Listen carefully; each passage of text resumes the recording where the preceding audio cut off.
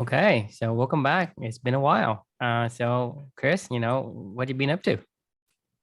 Yeah, like we were just talking about, I been out on vacation for the past week plus here. So it's good to be back. It's good to be back in our normal space, our normal time, and doing our normal thing. So looking forward to a fun conversation, and I feel recharged and ready to tackle the world. So let's do this. Great. Glad to hear that. Let's jump right in. I think are we doing book 21? We are. We are okay. I'm gonna go ahead and share my screen. Can you guys see that? Yep. Awesome. The image is loading though, but yeah, I don't know why that's not coming up. That's okay though. Did it took a vacation too? I think I'm on the wrong internet thing here internally. It doesn't matter. It's my VPN, I think is what's screwing that up a little bit. Okay. So this is book 21 officially. It's a book called Tough Shit. Life Advice from a Fat Lazy Slob Who Did Good by Kevin Smith. Do you guys know who Kevin Smith is? Blake, are you familiar? Drew? I know a guy by the same name, but not it's not the right one. Gotcha. So Kevin Smith is like he's a famous director, and Jay and Silent Bob. You guys ever heard of Jay and Silent Bob? He's Silent Bob and Jay and Silent Bob. He's the guy that does like all these. He did Mallrats and Clerks and Chasing Amy and all this other stuff. So he's been a pretty famous director. Since it was probably about like the early 90s or something like that, when mid 90s, he was a part of that whole Miramax, like, Harvey Weinstein team that they were doing all these indie movies and, trying to be kind of cutting edge back in that day. And I was never like a huge Kevin Smith fan, but he's one of those people that are like people have like a thing about Kevin Smith movies and stuff like that. He has like a cult following kind of thing. So I have some really close friends of mine that are really big into Kevin Smith movies. And I saw this autobiography of his, and I thought, you know what, I've never really learned much about him. I wanted to know a little bit more. So that was why I decided to go buy this one and try this book. It's about basically his career as a director and moving through Hollywood and trying to create his art, from how he got inspired to want to start to make movies in the beginning of his life to through some of his big successes and failures and what he's doing now these days. So it was a really actually interesting read. So the reflection title is called that I wrote here is called When Art Becomes Work. One of the things that really stuck out to me the most about this story and how it related to my own life and how, the lesson that I learned from Kevin Smith's autobiography was, when his first hit came out, it was this really, really like independent movie that he spent like no budget on. I mean, it was like $50,000 or something like that. It was a movie called Clerks, and he wrote about a movie about his own life. Really, it's a stupid movie that's like about two convenience store clerks, and that's basically it. It was shot with like no budget, and it's just them following their life, And I never got it. Like, it wasn't one of those movies that when I saw it, it didn't appeal to me necessarily, but there's so many people that it did appeal to, and that's really what kickstarted off his career. And really, the funny thing that I kept hearing from him over and over again was this was a reflection of his life. He wrote what he knew, and specifically when you use your own life as inspiration and you write what you know and you create what you know, it comes across as authentic, and it comes across as what other people resonate with, and they enjoy it, right? And that's why you can make a movie for $50,000 and it become a launching pad for your entire career, and and it resonated with people because it was his life, and he was creating, and his art does reflect his life. So the biggest lesson that I took though from the whole story was, for the rest of his career, he was chasing that recreating of that. Everybody wanted him to do Clerks again, do Clerks again, do Clerks again. So he kept trying to make the same movie over and over and over again with different variations. And he kept talking about in his own story that as he went on and more in his career, when he first started, he didn't know what he was doing as a director. By the time that he was, 20 years into this whole entire world, he was like, I felt like I was a really good director these days, but I just, the work that I was doing wasn't the same kind of work anymore. And it was becoming more of a, it felt more like work. Like it wasn't fun anymore for him. It wasn't like he had a blast when he was making like his early movies, and it really reflected his life. So that's my personal lesson that I learned is when art becomes work is when you start to create for other people. So my personal lesson out of this whole entire thing that I try to live and try to reflect is with stuff like this, your magical learning. This is for us. Like this isn't for anybody else. It's reading books. It's going through this process. It's learning. It's applying these lessons to your life. This isn't what I want to do for the rest of my life. This was inspired by Amelia. This was inspired by stuff that we do together. This was inspired by all this other things that just felt natural, and who knows if it's going to turn out great or not someday. But I don't really care because we're doing it for ourselves. It's kind of similar to him taking it back to his roots with Clerks. He didn't care when he was making that movie. He just wanted to have fun with his friends and do something that he knew and create art, So my big lesson I learned is to learn from this would be to, not force art, draw from inspiration of your own life and do stuff that you like, and do it for yourself. That's it.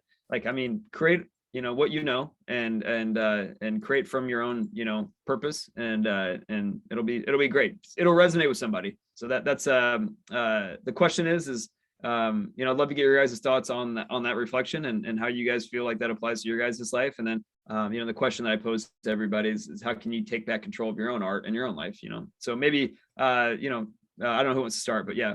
What are your guys' thoughts? Sure, why don't you go first? Okay, I can go. So to me, this is easy. It's super easy. Art to me is freedom, and art to me is natural. When you had to do something, then it's not art. Yeah, it becomes work. That was my big question: is what is art? That was the first thing I was thinking this whole time: is what is art? Art is anything. To me, is anything and everything. Creation. But it's art creating. is, Art is what you create, what you come up with, what you do. It's not something that it's in a category. Art means it's like magic for me. Yeah. When you say this is art, this is creativity, this is magic, this is something awesome. And to me, in order for you to get the art, don't be constrained, be free. When you're free, then you will have art. It's just a byproduct. It's automatic that you don't need to create. It's just gonna, as long when you are free, then thing you do, because of the nature of human being has to put effort into something, whether that's playing tennis, that's playing poker, skydiving, whatever it is, becomes an art because you freely to explore. You're not constrained. But the moment you have to do this because my mom told me I have to do this, society tells me I have to do this, my family tells me I have to do this, then it becomes work. Yep. It doesn't matter what it is. It could be tennis and becomes work. 100% agree. That's what happened to him is he lost the passion of creating films and directing, and his career plateaued. Like, he never really got past Clerks. That's what everybody knows him for still, it's not. Yeah. Because the moment he said, well, I have to live up to this expectations, becomes, well, I'm not free anymore. I'm doing what people are wanting me to do. Right. So I'm not free. Then it becomes work for him. So somebody is telling him what he needs to do. 100% agree. If somebody told me I need to go read 365 books and write 365 reflections for some project, I'd be like, even one. I would say no, I'm not doing that. Like there's no way in hell I'm doing that. Like, but for me, this whole project has a different purpose, and the reason why we're doing this stuff has a different purpose. We're not doing it to hit a number. We're not doing it to we're doing it to live our own values, and that's what art is living your values, and living your unique purpose. And I don't know. Blake, love to get your thoughts. It's an interesting thing for me to think about. I guess I've never really, thought. I think it's an interesting idea. The whole art is basically freedom to do whatever you want and kind of express yourself and not, I guess be told by someone what to do. Like if you're a painter, and you make your own creations, that's art. Now, if someone says, I want you to, I'll buy this from you, if you paint this, is that art or is that just a job you're doing? You know, it's I mean, I think about like I make soap and it's enjoyable and I like giving it to people because it's, you know, a nice Once little once I tell you how to make it, becomes work for you. Because right now you no, make it because you say, well, I like it. I want to put this and that in there, and I have the freedom to pick whatever I want and how I want to do it. now, And yeah, you enjoy that, it becomes art. But then the moment I say, hey, Blake, you need to put in something a little bit smaller. I need to put, a little bit less wax or less oil or less, aroma or whatever.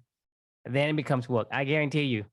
yeah, if I start taking orders from people that they wanted, you know, this and that, and I don't know if it would be enjoyable anymore. So, I mean, it all kind of makes me think, you know, if you have a hobby and art that you love, it might be a healthy thing to separate that from, you know, becoming, you know, don't let it turn into work because Ah, that can kind of destroy the art that you love.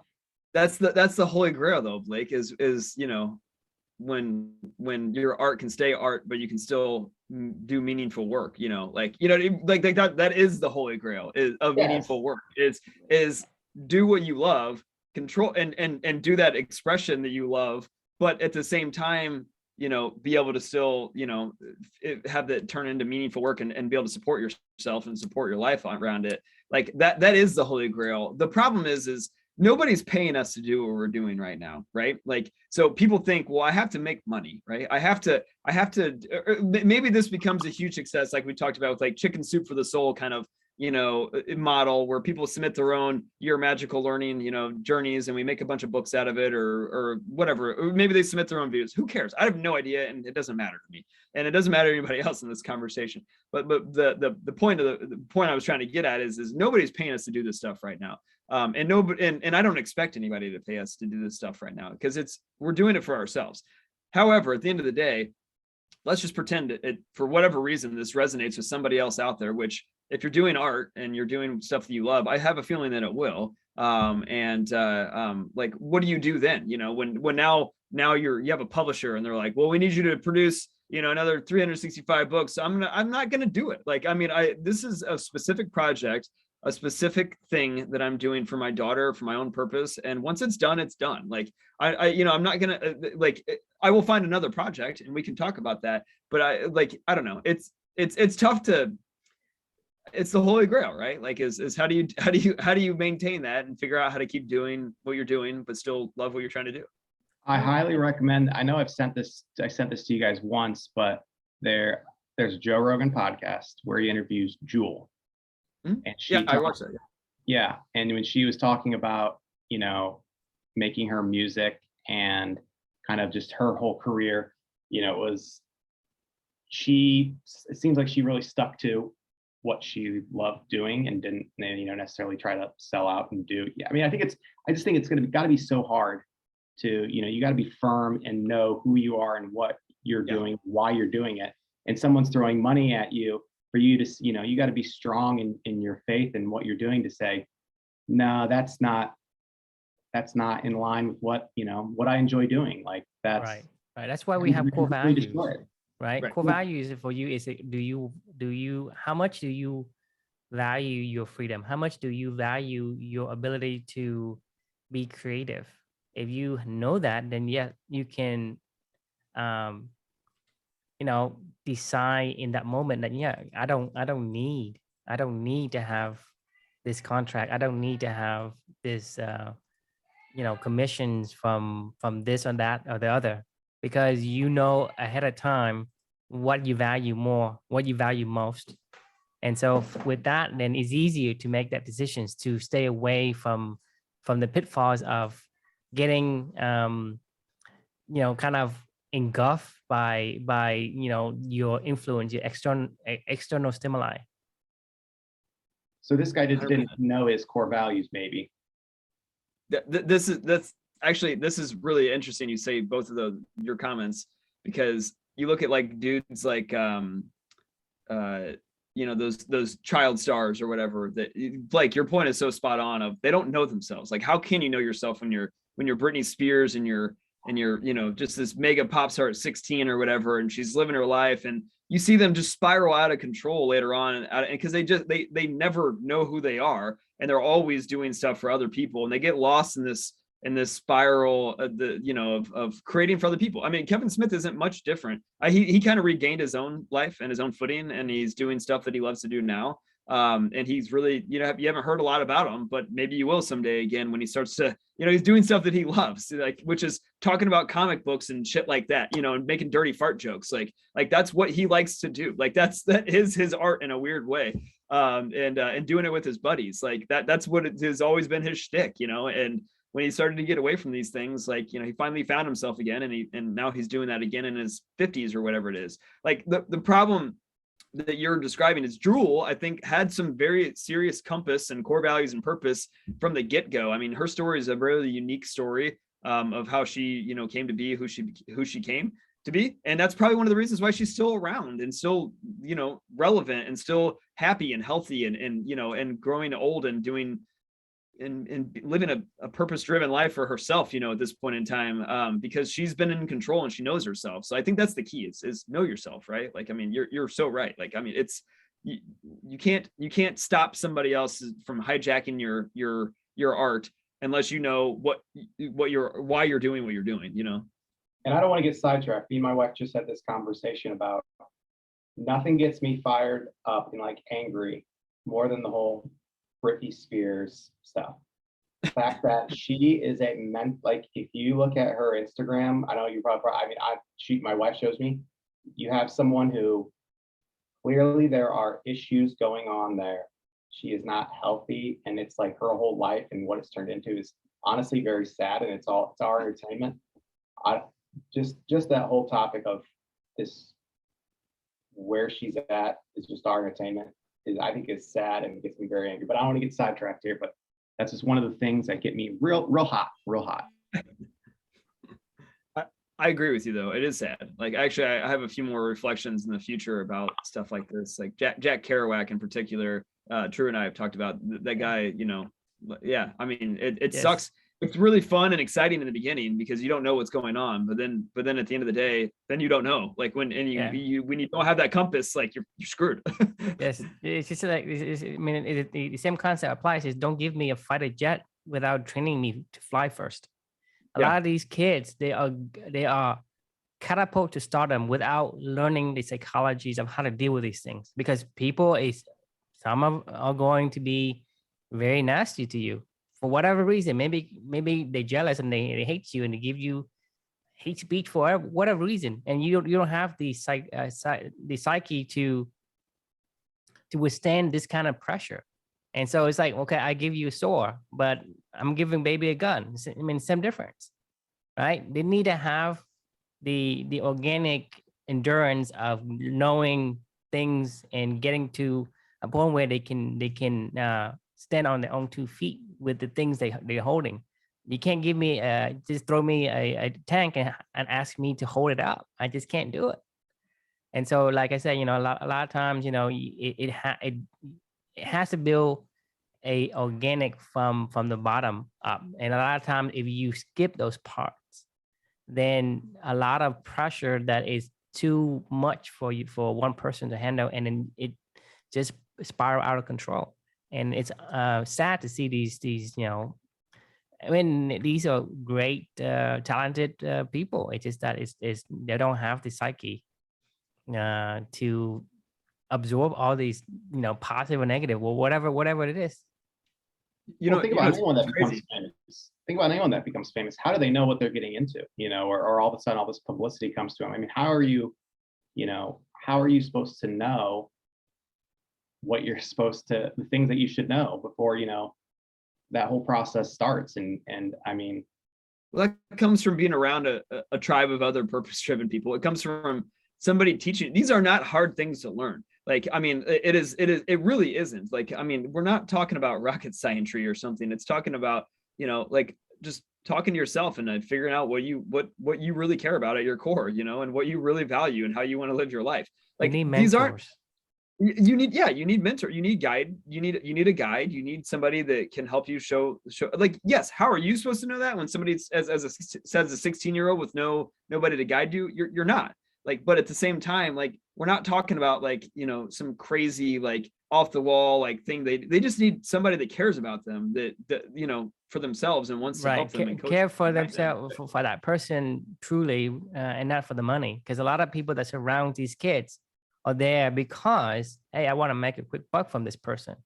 You look at Britney Spears, Justin Bieber. I mean, everybody is trying to make money off of these kids, and so they don't have the real intentions of, okay, how do I guide this person to be okay? Don't take that contract, or these people are not worth your time. No one tells them that. Everybody say, yeah, this and that. Whatever is going to make them money is what they're going to push these kids towards. Yeah, and these sometimes kids are their own basically kids collateral make money. damage. Yeah, right. So sad thing is so many people in the society don't understand some of the stuff that we're talking about, and like their own parents don't understand this stuff. Blake, I mean, like Britney Spears' family is a train wreck, and so is Bieber's family, and so is like all these. I mean, like they're like they don't even their own parents at home. Like, I mean, it starts at home, and then obviously if you can't get it there, then you need to have a mentor or somebody to help them. But like, Yeah. I don't know, it's tough. Or you just learn the hard way, and you learn yourself. Like, I mean, like like, and hope it all works out. Like I can't imagine, right? Like that's the whole I can't imagine event. Yeah. It depends on when you get thrown into a situation like that. Like, are you going to fall apart? Or are you going to turn into Britney Spears when you're 40? Or are you going to turn into Jewel? Because it's not like she didn't have her own trials and tribulations. Well, her mom was the one that was stealing money from her, stole millions of dollars from her. Exactly. And that's the thing too. Like, you have people that might care about you, but it's amazing with people when Really? money. I mean, the thing is, when you say if you really care about her, why would you steal money from her? To me, that's it's anti-evidence. It's the whole, and you're right. Do they really care about them? I don't know. It's the whole thing when you never, I believe you never really know until you are put in the situation where, that amount of money is dangled in front of me. You have that sort of temptation opportunity. I could say right now, oh, I would never do that. And maybe I never would. And I believe I never would, but it's not true until I have the opportunity to do it and actually make the right decision. I mean, it's just amazing how people can change when those kind of things are put in front of them. It's because they don't have the values Well, I don't think people change. Anchor on to make that decision. Like they're filtering it through what's good now versus what is good for them in the long run. So I mean, like once again, these aren't the solutions to these problems are not like really that difficult. But to your point, so many people walk around without understanding who they are and what is important to them or not. Like it's easy to say no to stuff when you know what's important to you. When you don't know, like you say yes to everything, and then you get yourself into a shitty situation. Like, I'm just trying to think of an example of someone who's maybe, originally everybody's like, oh, they're such a great person, and then who they are just spiral out of control. And maybe it's they never, maybe you're right. Maybe they just never knew who they were in the beginning, and it just happened to be a good person, doing the right things. And well, I don't want to spoil like one of our another books coming up, but Andre Agassi is like the perfect example of that. Like he never had a choice. Like his father forced him as a kid to play tennis all day, every day. He never chose tennis. As a matter of fact, he always used to tell everybody, I absolutely hate tennis, 100%, like all day. Like he was like, if I could never play this ever again, I would never do it ever again. However, that's all that he knew. That's all that he knew how to do. And he was really, really good at it, but he hated it. He hated every minute of it. Like it wasn't until later on in his life when he went through his own I can't imagine event in his own life, that he discovered what's really important to him and what he really values. And he was able to then take that work that was work before and then turn that work into something that can help him with his art. In your case, what you're talking about with like the soap situation of how do you balance maybe both? Like he was able to live that both world, of like, I can now work on my work and be happy because I'm channeling it to something else, and that's one way to go about it. The ideal world would be to have it all synergistic and together, right? But to your, that's hard to do. Like, I mean, yeah, like there's not a whole lot of people that are able to do that. Yeah, it's easy to say, that's the holy grail, but to actually accomplish it, it's probably a little bit more challenging than people think. I mean, look at Patagonia. I mean, we read about that story too. That guy is, the whole entire thing started because he just really cared about climbing and hiking and doing all the stuff outdoor stuff that he did. So he started a company to help improve some of the problems that he was doing. Once it became like an actual company, he didn't know how to run it. He had to go back to the values of why he even started in the first place, 20 years on down the road before they decided to turn it all around and anchor down on their values. And then it became Patagonia as we know it today. Otherwise, it was just some struggling crap, product company or whatever that never wanted to actually be. So you can do it. It's just hard. But it starts with having core values. Yeah. Mm-hmm. Core values in a tribe of mentors. There you go. It's true. You're setting yourself up, giving yourself the best chance for success that way. Mm-hmm. Mm-hmm. Just increasing the odds. Love so it. with that, I think that's all the time we have. Yeah, that's good discussion, guys. So the question we can leave with any viewers is, how can you take back control of your own art? If something feels like it's work today, but it's something you really love to do, how can you figure out a way to, take back control of that and do it for yourself and do it, Mm-hmm. Reflecting what you care about. Right. And do you want to? Yeah. And do you want to? Yeah. Yeah. Do something different. Yeah. Right. Yeah. Okay. Well, that was enjoyable. Well, thank you and welcome back, Chris. Good to be back. We'll see you tomorrow.